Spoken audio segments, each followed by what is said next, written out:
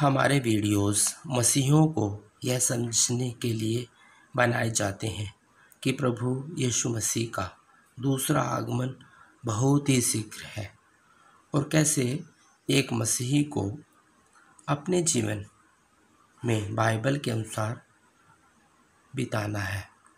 और उन लोगों के लिए भी बनाए जाते हैं जो जीवित और सच्चे परमेश्वर की खोज में हैं और उद्धार पाना चाहते हैं। किसी व्यक्ति या अन्य धर्म की आलोचना करना हमारा उद्देश्य बिल्कुल भी नहीं है, क्योंकि प्रत्येक धर्म की शिक्षाएं या मान्यताएं अलग अलग हो सकती हैं। यदि किसी को बाइबल की शिक्षाओं से आपत्ति हो तो कृपया इस वीडियो को न देखें। आज का हमारा विषय है प्रार्थना क्यों करें, क्योंकि परमेश्वर को हमारी सारी ज़रूरतें पता है। इसी विषय पर मैं बात करूंगा। प्रार्थना में क्यों करनी चाहिए, वो 4 बातें हमें क्यों करनी चाहिए, उन 4 बातों को ध्यान से हम लोग सुनेंगे। पहली बात है, प्रार्थना हमें दीन और नम्र बनाती है। क्या करती है? जब हम प्रार्थना करते हैं तो हम दीन और नम्र बनते हैं। दूसरा, प्रार्थना इस बात का भी सबूत है कि हमें विश्वास है किस पर? अपने परमेश्वर पर और उसके सामर्थ्य पर। तीसरी बात, प्रार्थना हमारा रिश्ता जो यीशु मसीह है उसके साथ क्रियाशील रखती है। क्रियाशील मीन्स मतलब हर रोज़ के हर रोज़ हम प्रार्थना में यीशु से मिलते हैं और हमारा संबंध आगे आगे बढ़ता चला जाता है। चौथी बात, हमारा प्रार्थना करना परमेश्वर को बहुत अच्छा लगता है। इन्हीं 4 बातों के लिए मैं परमेश्वर के वचन में से बताऊंगा। भजन संहिता 65 का 2 भी हमें ये बताता है। क्या बताता है परमेश्वर का वचन हमें? भजन संहिता 65 का 2 में, हे प्रार्थना के सुनने वाले सब प्राणी तेरे पास आएंगे। इसका मतलब ये है कि हमें प्रार्थना करनी चाहिए और सारे प्रार्थना करने वाले किसके पास जाएंगे? परमेश्वर के पास प्रार्थना करने के लिए आएंगे। एक और वचन देखेंगे, मत्ती 6 का 31 से लेके 32 तक। हमें अन्य जातियों की भांति क्या नहीं करना चाहिए? चिंता नहीं करनी चाहिए। इस वचन में हमें ये बताया गया। 6 का 31 से लेके 32 तक। 32, इसलिए तुम चिंता करके यह न कहना कि हम क्या खाएंगे या क्या पिएंगे या क्या पहनेंगे, क्योंकि अन्य जातियां इन सब वस्तुओं की खोज में रहती है और तुम्हारा स्वर्गीय पिता जानता है कि तुम्हें ये सब वस्तुएं चाहिए। जब हम प्रार्थना करते हैं परमेश्वर के साथ हमारा संबंध अच्छा बना रहता है और पिता परमेश्वर से हमारा संबंध अच्छा बन जाता है जब हम प्रार्थना करते हैं। तो इसलिए हमें चिंता भी नहीं करनी चाहिए, क्योंकि पिता को हमारी सारी बातों के बारे में पता होता है कि हमारी क्या क्या ज़रूरतें हैं। एक और वचन देखेंगे, यूहन्ना 16 का 23 से लेकर 24 तक। प्रभु के नाम से जो हम मांगते हैं प्रभु हमारी कैसे पूरी करता है, इस वचन में हमें सिखाया गया कि यूहन्ना 16 का हम निकालेंगे 23 से लेके 24 तक।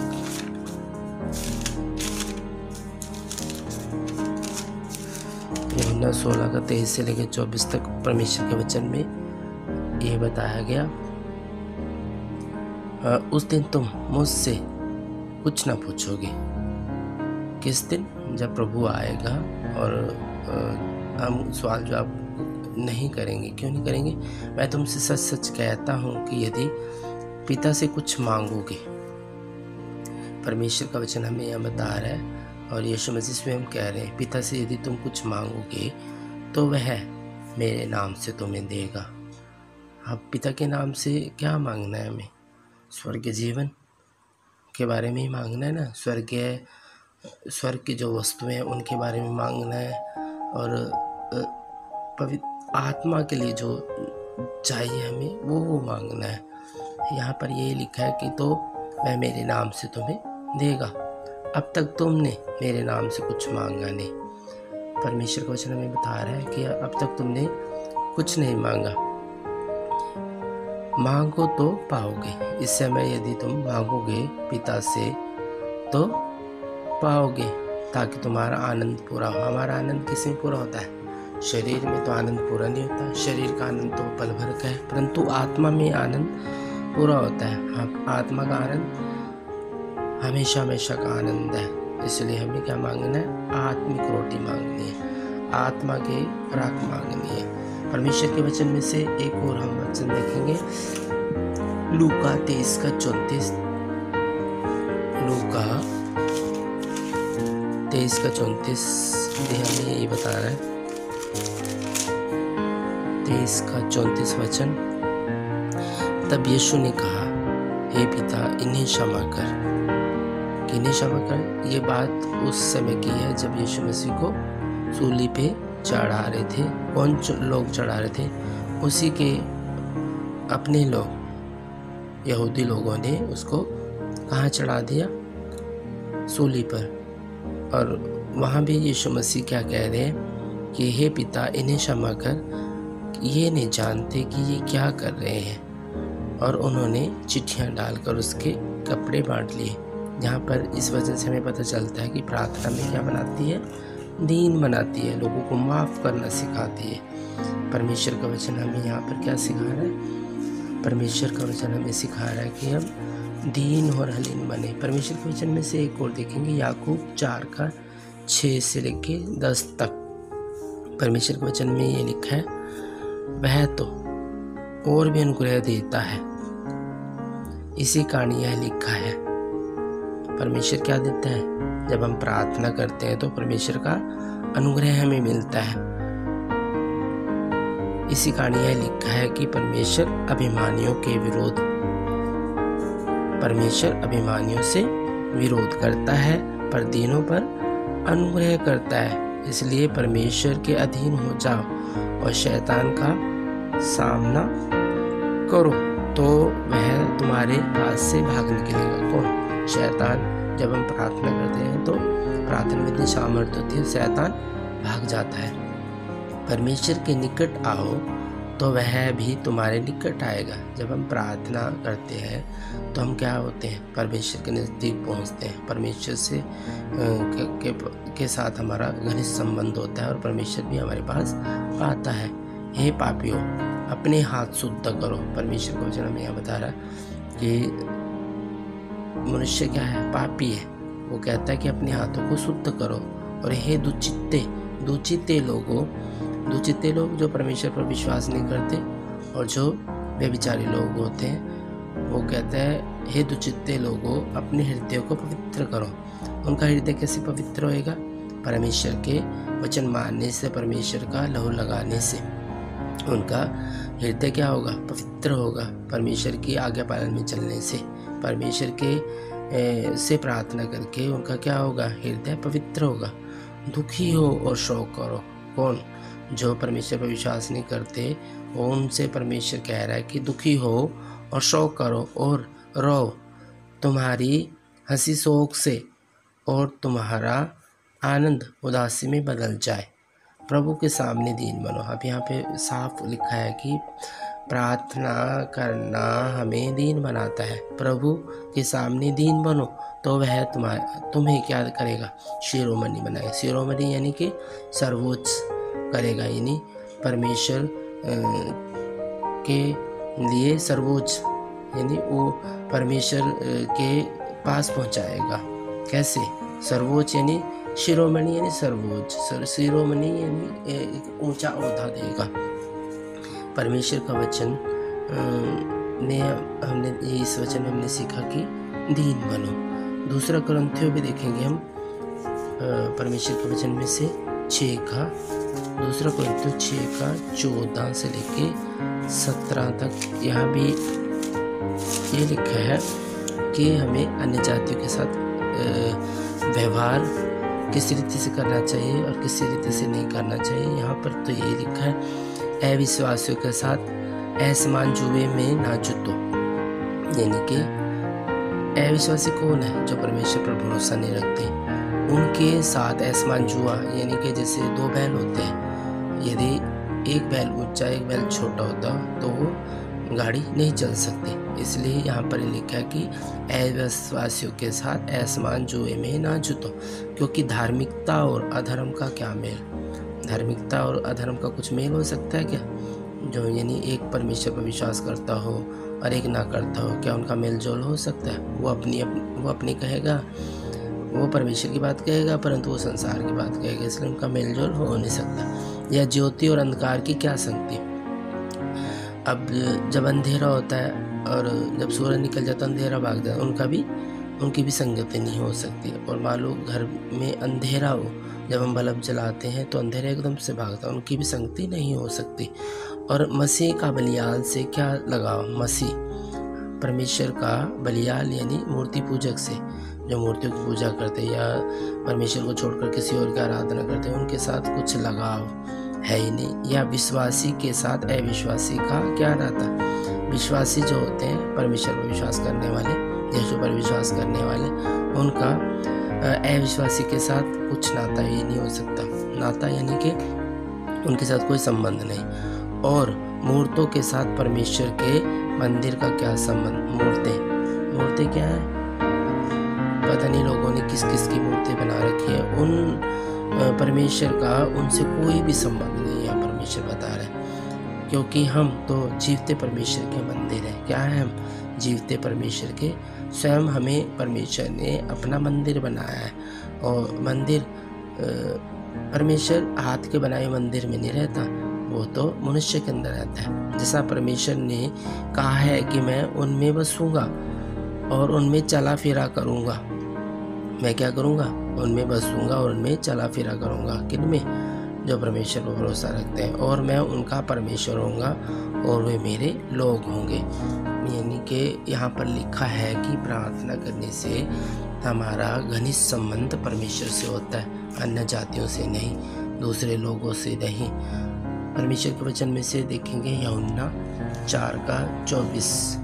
यूहन्ना 4:24 भी हमें यही बता रहा है कि परमेश्वर से प्रार्थना करने से क्या होता है। 4:24 परमेश्वर का वचन में लिखा है। 4:24 वचन में परमेश्वर आत्मा है। क्या है परमेश्वर? आत्मा, शरीर तो नहीं है, आत्मिक आत्मा है। और अवश्य है कि उसके भजन करने वाले भी आत्मा और सच्चाई से भजन करें। इसलिए हम शारीरिक तौर से तो प्रार्थना करते हैं, परंतु आत्मिक तो अंदर जो आत्मा परमेश्वर की है उससे हम परमेश्वर की प्रार्थना सच्चाई से करें। परमेश्वर का वचन हमें ये बता रहा है कि परमेश्वर आत्मा है और अवश्य है कि उसके भजन करने वाले जो उससे प्रार्थना करते हैं वो प्रार्थना कैसे करें? आत्मा और सच्चाई से। उनके अंदर कोई झूठ ना हो और सच्चाई से करें और आत्मा से करें। परमेश्वर के वचन में से हम एक और वचन देखेंगे, मत्ती 17:20। उसने उससे कहा, अपने विश्वास की घटी के कारण, क्योंकि मैं तुमसे सच कहता हूँ, यदि तुम्हारा विश्वास राई के दाने के बराबर भी हो तो इस पहाड़ से कह सकोगे कि यहाँ से सरक कर वहाँ चला जा, तो वह चला जाएगा और कोई बात तुम्हारे लिए अनहोनी न होगी। यानी कि परमेश्वर के वचन में, परमेश्वर की प्रार्थना में सामर्थ्य है। बड़े बड़े पहाड़ यदि हम प्रार्थना करें तो वो सरक सकते हैं परमेश्वर की प्रार्थना से। परमेश्वर के प्रार्थना में सामर्थ्य है। परमेश्वर के वचन में से एक और देखेंगे, लूका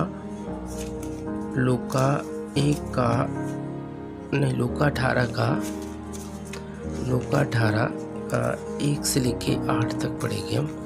लूका 18 का 1 से लेके 18 तक वचन में परमेश्वर क्या है? न्याय चुकाएगा।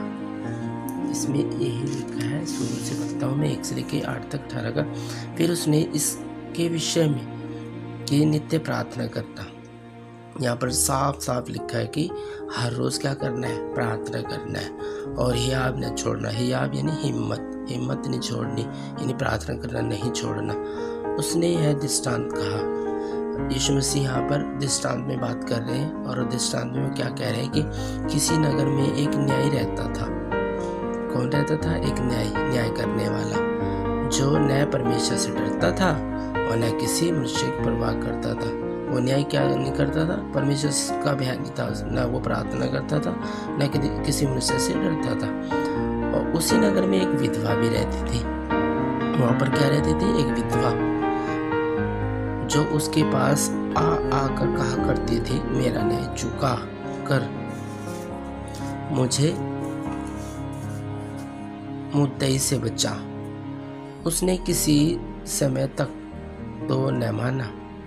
वो ढीठ था, वो मान भी नहीं रहा था। वो प्रार्थना निवेदन लेके न्याय करवाने के लिए उसके पास डेली आती थी, परंतु अंत में मन में विचार कर कहा, यद्यपि मैं न तो परमेश्वर से डरता और न मनुष्य की कुछ परवाह करता, तो भी यह विधवा मुझे सताती रहती है, इसलिए मैं उसका न्याय चुकाऊंगा। कहीं ऐसा न हो कि घड़ी घड़ी आकर अंत को मेरा नाक में दम करे। प्रभु ने कहा, सुनो कि यह अधर्मी न्याय क्या कहता है। सो क्या परमेश्वर अपने चुने हुए का न्याय नहीं चुकाएगा? अब जब हम प्रार्थना करते हैं, परमेश्वर हमें चुन लेता है, और यहाँ जब अन्यायी जो है परमेश्वर का भय भी नहीं मानता, जब वो न्याय चुकाने के लिए तैयार हो जाता है, क्या परमेश्वर हमारा न्याय नहीं चुकाएगा? जब हम प्रार्थना करते हैं तो हमारे सारा न्याय कौन चुकाएगा? परमेश्वर चुकाएगा। जो रात दिन तक उसकी दुहाई देते हैं, जो भी परमेश्वर से प्रार्थना करते हैं रात में दिन में, और क्या वह उनके विषय में देर करेगा? मैं तुमसे कहता हूँ, वह तुरंत उनका न्याय चुकाएगा। तो भी मनुष्य का पुत्र जब आएगा तो वह पृथ्वी पर विश्वास पाएगा। जब तक परमेश्वर का पुत्र इस जगत में दोबारा से आएगा तो क्या पाएगा? विश्वास पाएगा। परमेश्वर के वचन में हमने अब यहाँ पर क्या सीखा है कि परमेश्वर हमारा न्याय है, परमेश्वर हमारा न्याय चुकाएगा। जब हम प्रार्थना करेंगे, बार बार परमेश्वर से प्रार्थना करेंगे, तो वो हमारी सुनेगा। मत्ती देखेंगे 6 का 5 से 6, 6 का 5 से 6 वचन। और जब तू प्रार्थना करे, प्रार्थना के विषय में लिखा है कि जब हमें प्रार्थना करनी तो क्या करना चाहिए। और जब तू प्रार्थना करे तो कपटियों के समान ना हो। कपटी कौन लोग? जो धोखा देने वाले होते हैं, जो दिखावे का जीवन व्यतीत करते हैं, जो दिखाते हैं कि हम क्या प्रार्थना करते हैं, पर उनके जैसे उनके समान ना हो। क्योंकि लोगों को दिखाने के लिए सभाओं में वो क्या करते हैं? लोगों को दिखाने के लिए सभाओं में और सड़कों की मोड़ों पर खड़े होकर क्या करते हैं? प्रार्थना। उनको यही अच्छा लगता है। मैं तुमसे सच सच कहता हूँ कि वे अपना प्रतिफल पा चुके।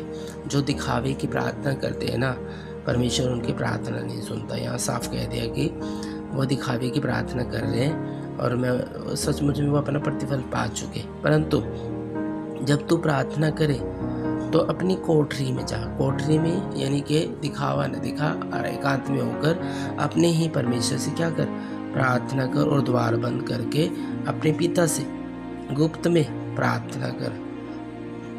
गुप्त में करने का और कोठरी में बैठने का मतलब ये है कि सिर्फ तू और परमेश्वर ही अपने आप से तू बैठकर अकेले में परमेश्वर से ही प्रार्थना कर। तेरे और परमेश्वर के बीच में कोई ना आए। और तब पिता जो गुप्त में देखता है तुझे क्या देगा? प्रतिफल देगा। प्रतिफल देगा परमेश्वर हमें। जब हम गुप्त में प्रार्थना करते हैं तो परमेश्वर हमें उसका अपना अनुग्रह करेगा और हमें हमारी प्रार्थना सुनेगा। परमेश्वर के वचन में से एक और देखेंगे, पहला थिस्सलुनीकियों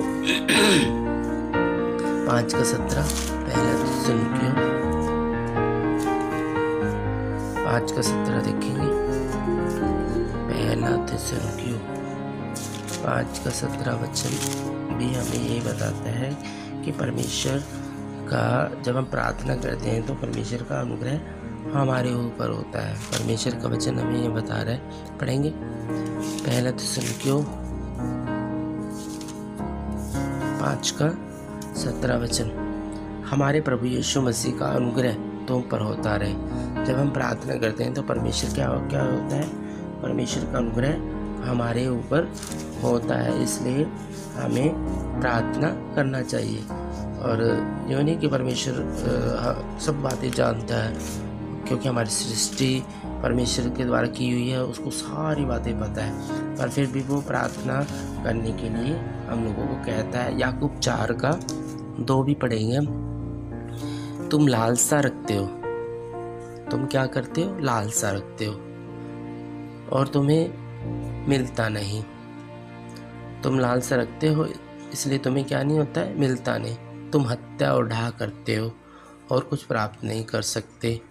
तुम झगड़ते हो, लड़ते हो, तुम्हें इसलिए नहीं मिलता कि मांगते नहीं। परमेश्वर का वचन यहाँ क्या कह रहे हैं कि तुम बुरी लालसा से मांगते हो। अब अपने अंदर अच्छी लालसा रखो परमेश्वर को पाने की, स्वर्गीय वस्तुओं की। तो जब तुम मांगोगे तो परमेश्वर हमें देगा। परमेश्वर देता है। सारी बातें जो 4 की 4 मैंने शुरू में बताई, वो सारी इन्हीं वचनों में आ गई। हम लोग इन वचनों का मनन कर सकते हैं और परमेश्वर से प्रार्थना कैसे करनी है, किस लिए करनी है, सारी बातों के जवाब इन्हीं वचनों में है। आमीन।